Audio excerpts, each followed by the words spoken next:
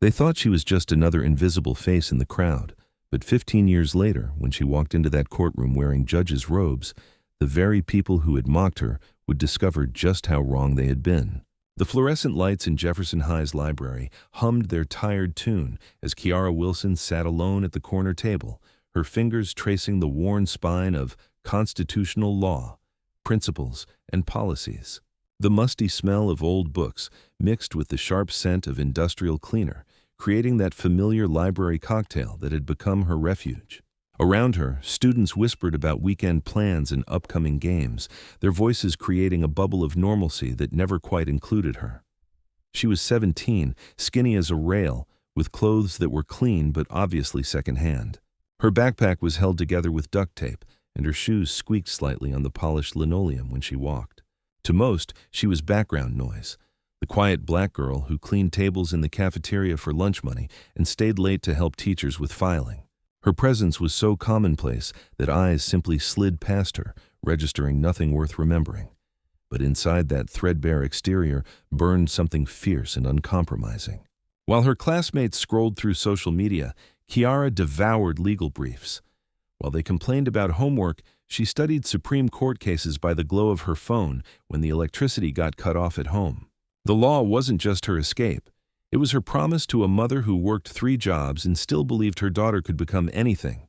The humiliation started on a Tuesday that smelled like rain and teenage indifference. Hudson, the AP government teacher with his pressed khakis and perpetual smirk, was leading a group of students past her table when he spotted the thick law book in her hands. The man who had never called on her in class, who consistently marked her essays with C's despite their obvious quality, stopped mid-sentence. "Well, well," he said, his voice carrying that particular tone reserved for moments when adults thought they were being clever. "What are you doing with that, Kiara?" "That's pretty advanced material for someone in your situation." The word hung in the air like smoke. Situation, not circumstance, not position. Situation, as if poverty were a personal failing, as if the color of her skin predetermined her intellectual capacity. The other students turned, sensing entertainment. Sarah Martinez, whose father was a city councilman, giggled behind her manicured hand. "Maybe she's planning to sue McDonald's for not hiring her," she whispered loud enough for everyone to hear. Or maybe," chimed in Brad Thompson, the football captain whose college was already paid for by his trust fund. "She thinks reading it will magically make her smart enough for law school. Like, good luck getting in without connections, right?" The laughter that followed was the kind that burrows under your skin and stays there. Mr. Hudson didn't stop it. Instead, he smiled, that tight, patronizing smile that said, "I'm not racist, but let's be realistic here," and patted Kiara's shoulder with the condescension of a man who had never questioned his own assumptions. "Maybe focus on something more practical, honey. Trade school, maybe? There's nothing wrong with working with your hands." Kiara's grip tightened on the book until her knuckles showed white against her brown skin. The familiar burn of shame crept up her neck, but underneath it was something else, something harder and more determined. She looked up at Mr. Hudson, meeting his eyes for the first time in 3 years of classes, and spoke quietly. "I understand it just fine, sir." The comment was so unexpected that the laughter stopped. For a moment, the only sound was the hum of fluorescent lights and the distant echo of hallway noise. What happened next would replay in Kiara's mind for years to come. Dr. Janet Martinez, Sarah's aunt and the district's curriculum coordinator, had been passing by with a stack of files when she overheard the exchange. Something about the quiet dignity in Kiara's voice made her pause at the library entrance. "What section are you reading?" Dr. Martinez asked, stepping into the circle of students. Kiara looked up, wariness flickering in her dark eyes. Another adult, another potential humiliation. But something in Dr. Martinez's tone was different, curious rather than condescending. "Due process clause," Kiara replied carefully. "Specifically, the evolution of substantive due process in economic regulation cases from Lochner to West Coast Hotel." The silence that followed was profound. Mr. Hudson's smirk faltered. Sarah stopped giggling. Even Brad, who had never read anything longer than a text message unless forced, sensed that something significant had just happened. Dr. Martinez set down her files and moved closer. "That's graduate-level constitutional theory. Can you explain the shift? And Kiara could. In clear, precise language, she outlined how the Supreme Court's interpretation of the 14th Amendment had evolved from protecting economic liberty to allowing greater government regulation. She discussed the role of Justice Hughes, the impact of the New Deal, and the broader implications for modern regulatory law. Her voice grew stronger with each sentence, the shy cafeteria worker disappearing as the brilliant legal mind took center stage. When she finished, the library was dead quiet. Dr. Martinez was staring at her with an expression somewhere between amazement and disbelief. Mr. Hudson looked like he'd swallowed something unpleasant. The students seemed frozen in place, processing the fact that the girl they'd dismissed as intellectually inferior had just delivered a more sophisticated legal analysis than most college seniors could manage. "Where did you learn this, Doctor?" Martinez asked softly. Kiara shrugged, suddenly self-conscious again. "Library, online lectures. I've been reading legal cases since I was 14. "Why?" The question hung in the air for a long moment. Kiara looked around at the faces staring at her, some curious, some skeptical, some embarrassed by their earlier laughter. When she spoke, her voice was barely above a whisper. "Because someone told me I wasn't smart enough, and I wanted to prove them wrong." Dr. Martinez felt something shift in her chest, a recognition of potential that had been hiding in plain sight. She had spent 20 years in education, and she knew brilliance when she saw it. This girl, this invisible student whom the system had overlooked, possessed the kind of analytical mind that law schools spent fortunes trying to recruit. That afternoon, Dr. Martinez knocked on the door of the tiny apartment Kiara shared with her mother and younger brother. The smell of rice and beans drifted from the kitchen, mixing with the sound of a television turned up too loud to mask the thin walls. When Kiara opened the door, her eyes went wide with concern. Adults from school showing up at home usually meant trouble. "I want to talk to you about your future," Dr. Martinez said simply. They sat at the kitchen table with its mismatched chairs and sticky surface, and Dr. Martinez asked questions that no one had ever asked Kiara before. What did she want to study? What were her dreams? What obstacles stood in her way? Kiara's answers came slowly at first, then in a rush. She talked about wanting to be a lawyer, about the stack of LSAT prep books she'd checked out from the library, about the applications she'd printed but never filled out because she couldn't afford the fees. She spoke about watching her mother work herself to exhaustion and promising that someday she'd make enough money to take care of her family. "I know I don't have the right background," she said finally, her voice thick with the weight of dreams deferred. "I know I don't look like what they're looking for, but I swear, if someone would just give me a chance." Dr. Martinez reached across the table and covered Kiara's hand with her own. "What if I told you that there are people who would see your potential? What if I said there are programs designed for students exactly like you?" The next months passed in a blur of application deadlines and scholarship essays. Dr. Martinez became Kiara's unofficial mentor, helping her navigate the Byzantine world of college admissions. She introduced Kiara to lawyers in the district attorney's office, arranged for her to observe court proceedings, and even helped her apply for a summer internship at a local legal aid clinic. The resistance came almost immediately. Mr. Cedar Hudson questioned whether Kiara was really qualified for advanced placement courses. Guidance counselors suggested she be realistic about her college choices. Some teachers seemed surprised that she was even trying for higher education, as if ambition in someone like her was somehow presumptuous. But Dr. Martinez held firm. She wrote recommendation letters that bordered on the poetic, describing Kiara's mind as one of the most naturally gifted legal intellects I have encountered in 2 decades of education.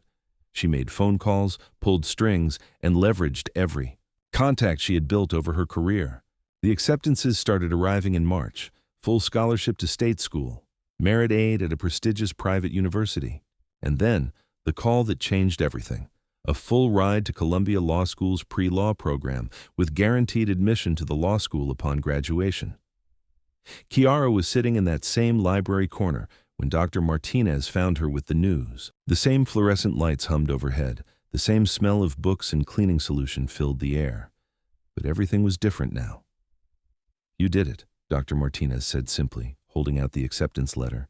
Kiara read it 3 times before the words sank in. Then she did something she hadn't done since her father died when she was 12. She cried. Not tears of sadness or frustration, but of pure, overwhelming relief.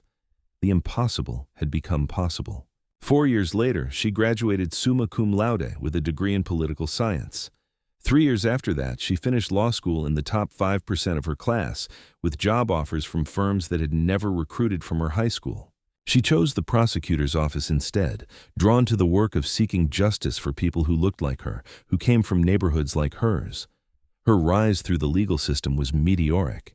She tried cases with a precision that judges admired and opponents feared. Her closing arguments were legendary, passionate but controlled, emotional but grounded in law. Within 10 years, she was being mentioned for judicial appointments. The irony wasn't lost on her when Governor Patricia Williams, a black woman who had faced her own share of doubts and dismissals, called to offer her a seat on the state Superior Court. Judge Kiara Wilson. The title still felt surreal. Her first major case was a financial fraud trial that had been making headlines for months. The defendant was a former teacher accused of embezzling funds from a youth program. As she reviewed the case file the night before opening statements, a familiar name caught her eye: Thomas Hudson. The man sitting at the defendant's table the next morning was older, grayer, but unmistakably the same person who had once suggested she focus on something more practical. Mr. Hudson, who had used his position as a teacher to recommend students for a prestigious academic program, had been skimming money from the program's budget for years. When Judge Wilson entered the courtroom, she saw the exact moment recognition dawned in Hudson's eyes.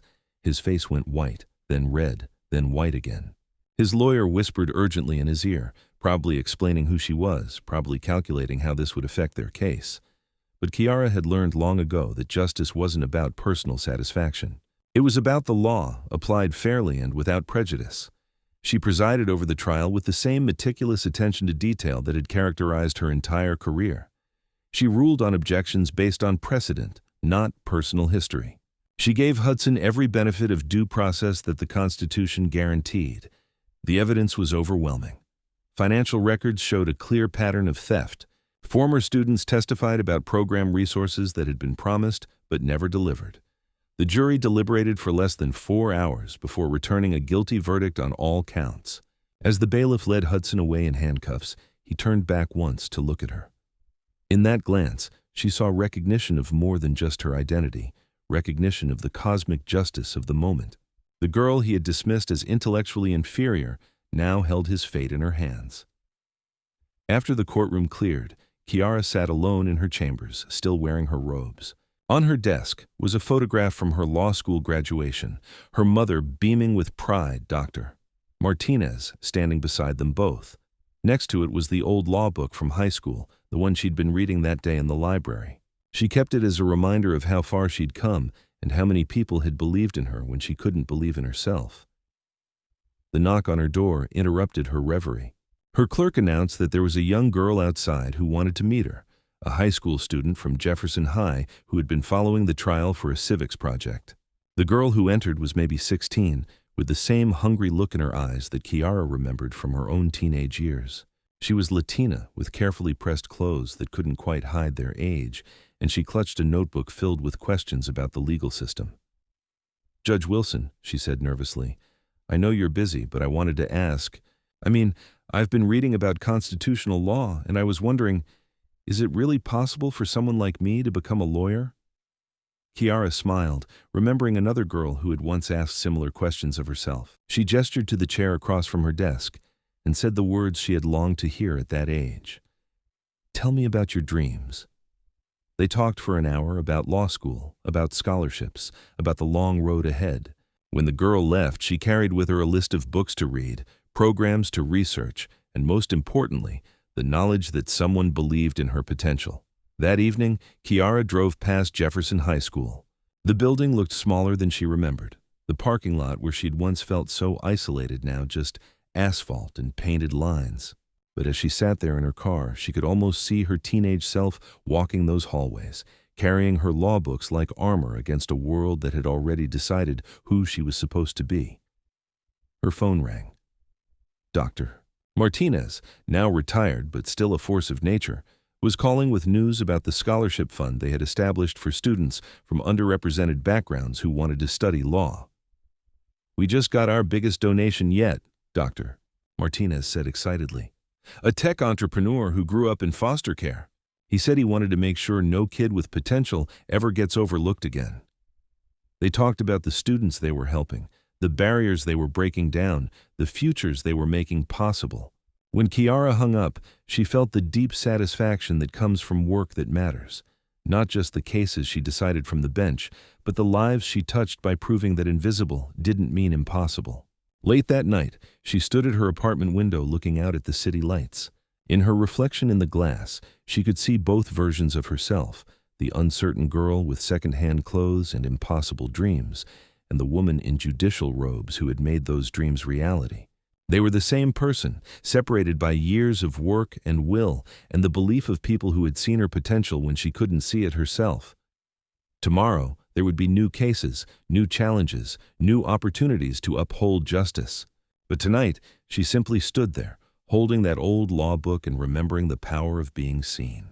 The inscription she had written in the front cover all those years ago still brought a smile to her face. "For every invisible girl who refuses to stay that way." Because the most profound truth she had learned was this: talent doesn't announce itself with fanfare or dress itself in the right clothes. It whispers from library corners and speaks up in moments when everyone expects silence. And if we're lucky, if we're paying attention, we learn to listen before it's too late to matter.